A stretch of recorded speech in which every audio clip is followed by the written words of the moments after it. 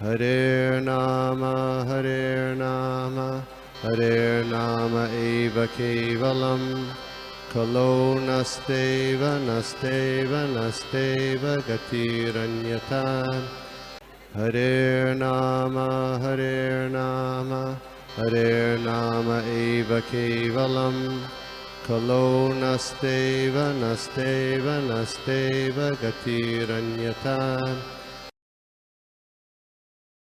रूपकदामह्यं ददाति स्वपदां नमो विष्णुपादाय कृष्णपृष्ठाय भूतले श्रीमते भक्तिवेदांत स्वामिनिति नामिने नमस्ते सारस्वती देवे गौरवाणी प्रचारिणे निर्विशेष शून्यवादी पाश्चात्य देशतारिणे जय श्री कृष्ण चैतन्य प्रभु नित्यानंदा श्री अद्वैत गदाधर श्रीवासादि गौर भक्तवृंद हरे Krishna Krishna Krishna Hare Hare Hare Ram Ram Ram Hare Hare. So we are with the continuation of acronyms and chapter wise for Bhagavad Gita 7th chapter. तो 7वां जो अध्याय है भगवद गीता का उसका हिंदी में शीर्षक है भगवत ज्ञान और अंग्रेजी के अंदर उसका जो शीर्षक है नॉलेज ऑफ द एब्सोल्यूट.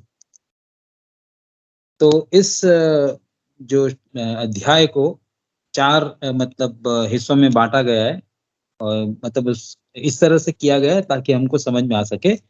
तो इस चैप्टर का जो शीर्षक है मतलब एक्रोनिम्स के अंदर दिया हुआ है HEAD. H stands for hearing, which is from shloka 1 to 3. Then there is E. E stands for everywhere. So that stands for that is covered under the shloka number 4 to 12. Then A. A is accept or reject. That is covered under shlokas 13 to 19. And D stands for demigods, which is from shlokas number 20 to 30. I'll repeat. H stands for hearing, shloka 1 to 3. E stands for everywhere, shloka number 4 to 12. A stands for accept or reject, shloka number 13 to 19. And D stands for demigods, shloka number 20 to 30.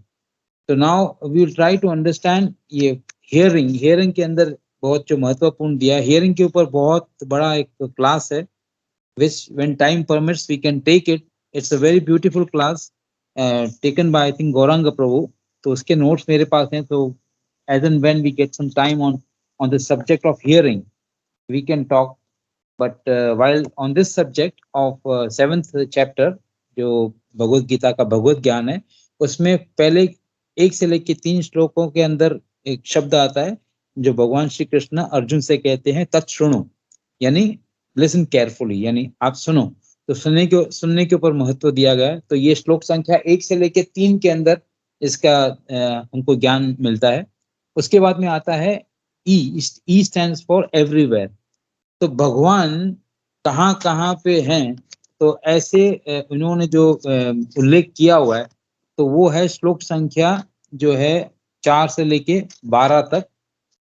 तो 4 से लेके 12 तक है. उसके अंदर जो मुख्य जो श्लोकास हैं वो है 8 से लेके 11 जिसके अंदर भगवान की 14 जो हैं ऐसी जगह बताई गई, ऐसी बातें बताई गई कि भगवान 14 जगहों पे कहाँ पर हैं. तो उसके अंदर जो पहला आता है taste of water, light in the sun and moon, Om in all the Vedic mantras, sound in ether, ability of a man, original fragrance of earth, heat in the fire, life of all that lives. उसके बाद में penance of all the ascetics, original seed of existence, intelligence of intelligent, power of the powerful, strength of the strong man, and sex life not contrary to religion. तो ये 14 जो बातें बताई गई हैं ये है इस बीच के अंदर आती हैं. Means God is everywhere. तो यहाँ पर भगवान बता रहे हैं कि मतलब वेयर इज ही अवेलेबल. ऐसे तो हर कण कण में भगवान है वो तो हम जानते हैं, मगर इन श्लोकों के अंदर जो बताया गया है फ्रॉम 4 to 12. उसके बाद में आते हैं ए स्टैंड्स फॉर एक्सेप्ट और रिजेक्ट. तो यहाँ पर इन श्लोकों के अंदर 13 से लेके 19 श्लोकों के अंदर 13 से लेके 19 जो भगवद गीता के श्लोक हैं 7वें अध्याय के, उसके अंदर बताए हैं, भगवान ने बताया 4 ऐसे लोग जो भगवान को जो स्वीकार करते हैं और 4 ऐसे लोग जो भगवान को जो नकारात्मक है उनके विचार, वो भगवान को रिजेक्ट करते हैं। तो ये 4-4 प्रकार के जो लोग हैं उसके इनके बारे में चर्चा हुई है। तो उसके बाद में जो बाद में आता है D stands for demigods. Demigods के बारे में बताया गया है 20 से लेके 30 श्लोकों के अंदर, जो 20 से लेके 30th श्लोक है इसके अंदर डेमीगॉड्स के बारे में बताया गया है और कौन से लोग जो है भगवान मतलब डेमीगॉड्स के पास जाते हैं उनके बारे में पूरा वर्णन है। डेमीगॉड्स और डेमीगॉड्स के पास कौन से लोग अप्रोच करते हैं। तो ये सब जो जब ये 30 श्लोक के अंदर कवर करेंगे तो इससे हमको भगवत गीता के 7वें अध्याय का ज्ञान मिलेगा। हरे कृष्णा।